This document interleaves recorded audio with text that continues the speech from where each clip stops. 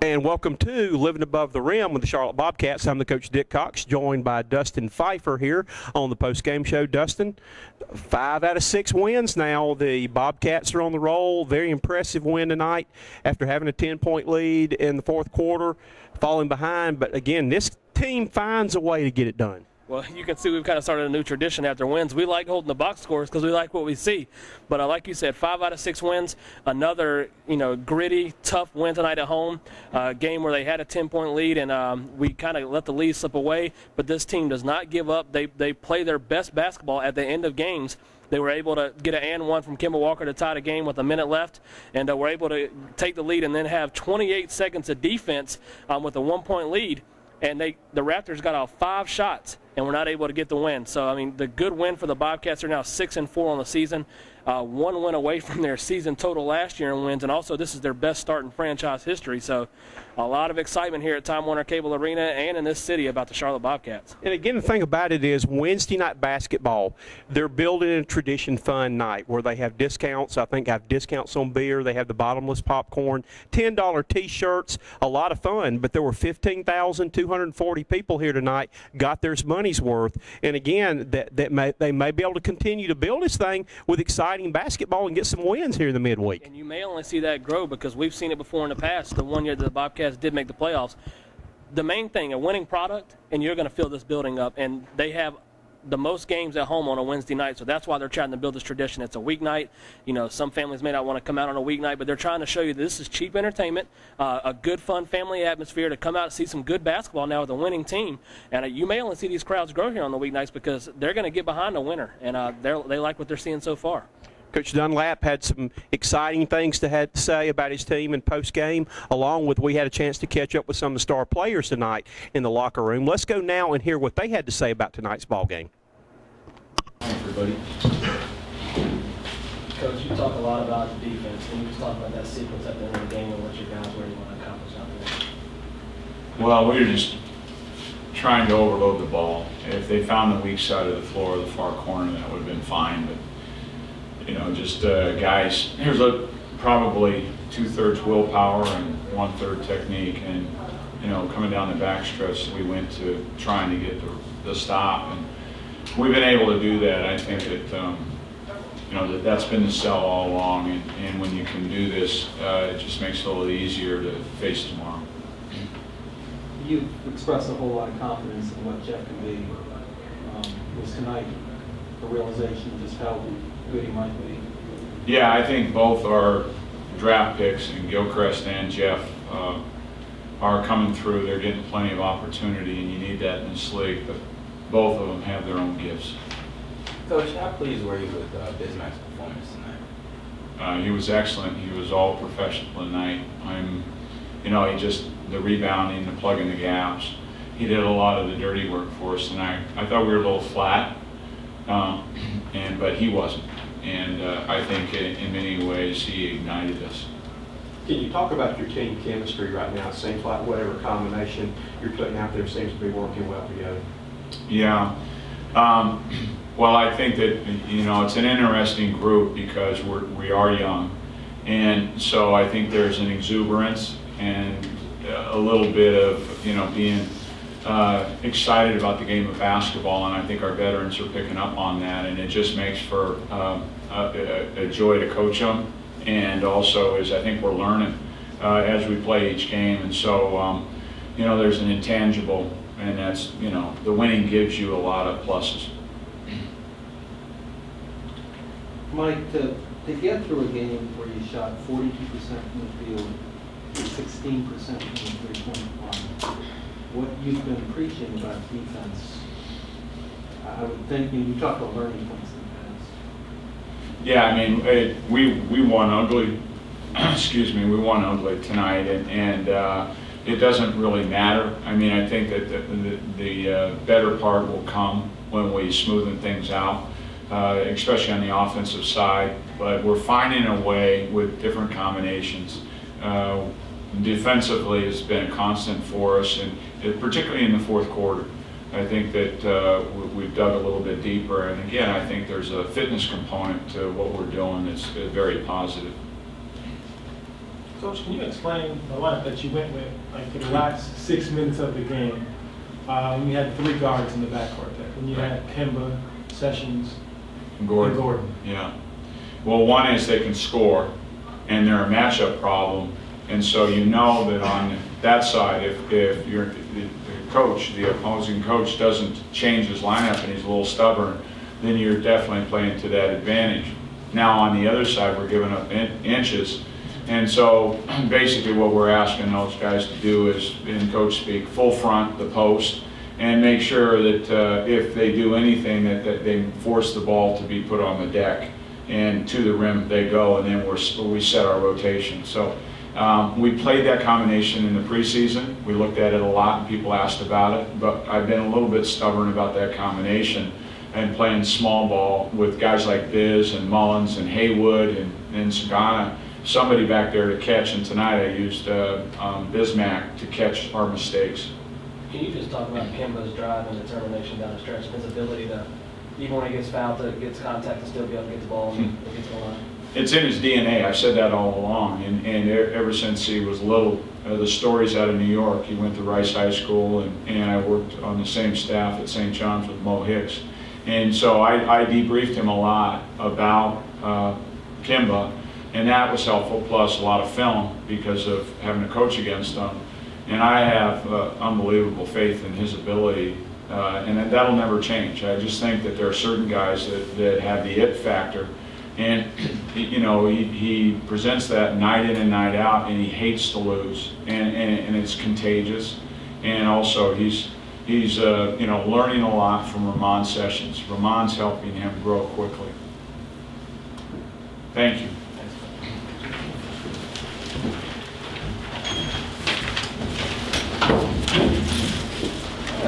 And welcome to Living Above the Rim with the Charlotte Bobcats. Again, I'm the coach, Dick Cox, joined by Dustin Phifer, and we're here to talk about a big win tonight. The Bobcats get it done, 98-97 on the eve of Thanksgiving.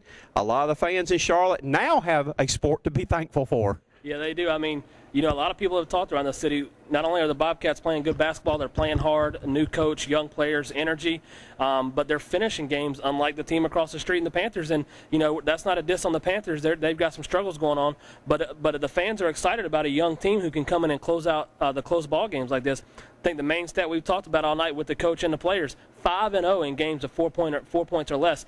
If you go and check the stats, that probably leads the NBA. I mean, that's impressive for a young team to close this many games. You can talk about that as a coach because they make mistakes when you're young, but they're learning quick. And Ramon Sessions said it in his interview that this is only going to help this team down the road. He didn't even think that this young team would learn this quick how to close out games, and they're doing it. And I'm not going to try to be a killjoy, but I mean, yeah, the Bobcats have not played the Miami Heat, the Boston Celtics, the Lakers, or people like that, though. But they're winning the games they're supposed to win at home right now, and they're stealing a couple on the road. And when you got a young team, this becomes contagious. And again, this team is learning how to win. Their captain, Gerald Henderson, is still out of action. Tyrus Thomas, another veteran player, out for 2 months right now, though. But they've picked up some of the veteran players they picked up, like you said, Sessions, and some the other guys, Ben Gordon, and those guys have come in and helped teach these young guys how to win, and they have put an exciting product on the floor that the fans come and feel like this team, you know, has a chance to win or be competitive every time they go on the court. Well, it's almost like a perfect storm for this team right now, and you talked about it. They haven't played the top elite teams. They played one of the Grizzlies. Hey, the Grizzlies are the hottest team and the best team in the NBA right now, and they only lost by 7 points. Had that a game, 3 minutes to go here at home, so they're even competitive with those teams.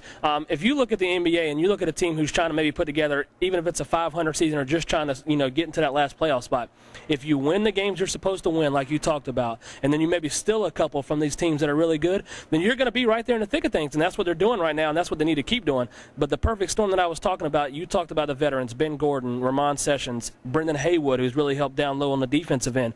But then you add the growth of these young players. I mean, we saw it again tonight. Not only Kemba Walker, who's probably been the best player so far and has really came through in the clutch, but a guy like Bismack Biyombo, who struggled in his second year, comes out tonight, has his best game of the season, 11 points and 8 rebounds, steps up in that power forward spot where the veteran Tyrus Thomas is hurt, and you get guys contributing night in, night in. It's somebody different stepping up, and that's what helps the team win games. If somebody's off, somebody's got to step up, and that's what's happened so far this season. And again, my word of the night is chemistry. Because I'm looking right now at the stat sheet, and the Bobcats played 9 players tonight. 7 players scored in double figures. Whatever combination is being put on the floor, they're working well together. It's not a drop-off like last year. We knew the starters could pretty much play with the starters for other teams, but when the substitutions came, it was time to go to the popcorn stand and get some more buttered popcorn, because it was over then, though. But again, that's the thing that impressed me is the chemistry right now. The guys are working together as a team. They're blending their talents in there together. We haven't seen any selfish play. Again, 7 players in double figures tonight out of 9 that participated in the game. And again, that's a team win right there. Well, there's a couple people you got to give a lot of credit to. I mean, well, number one is all the players. They've improved their games. The veterans have come in. We've said it before. The second unit on this team, and maybe some of the third unit on this team, could have been starters for the team last year. That's how we didn't have any bench. But then you look at a guy like Mike Dunlap, who people maybe were mad about the hire because they didn't know a lot about him. They didn't know what his coaching experience was. The one thing that Rich Cho, the general manager, and the owner Michael Jordan knew about this guy was he was going to come in, coach young guys, coach hard. He has a drive to win. He has a work ethic, and he's pushed these guys to 4-hour practices. And we even heard before the season some of these players saying, man, I don't know about these 4-hour practices. But the conditioning late in the games is helping them win these close ball games. And now Coach said, hey, people aren't talking about these 4-hour practices anymore. They love them because they see how fresh they are at the end of the games when other teams are tired. The other guy you got to give the credit to, who I've been on this guy's bandwagon a long time, not a lot of people know about him because the Bobcats have struggled, but Rich Cho, the general manager. The moves that he made, you talked about it, the chemistry that he built on this team, young people and veterans. The flashy moves, Brendan Haywood, Ben Gordon, Ramon Sessions, those aren't flashy free agent people that they bring in, but he knew they were guys that knew how to play the game of basketball and knew that they could teach young guys and help this team grow. And we've seen it in the first month of the season. They're at 6-4, and I mean, it's a great start for the Charlotte Bobcats. And you know, one of the things you talk about right now too is that what's going on as far as the 4-hour practices.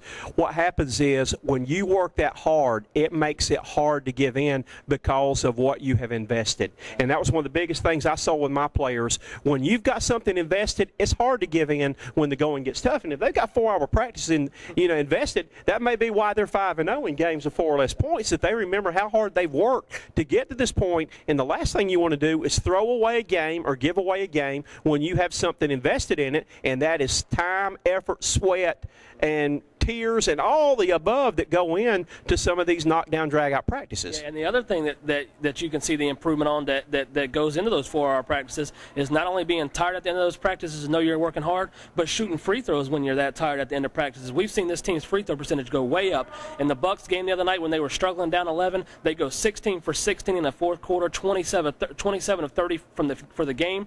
They come out this game, hit I think their first 13 free throws, and their percentage wasn't that great tonight, but they hit them down the stretch. And you can see that they're fresh at the line, that they know they can knock them down because they're not tired as they would have been last year.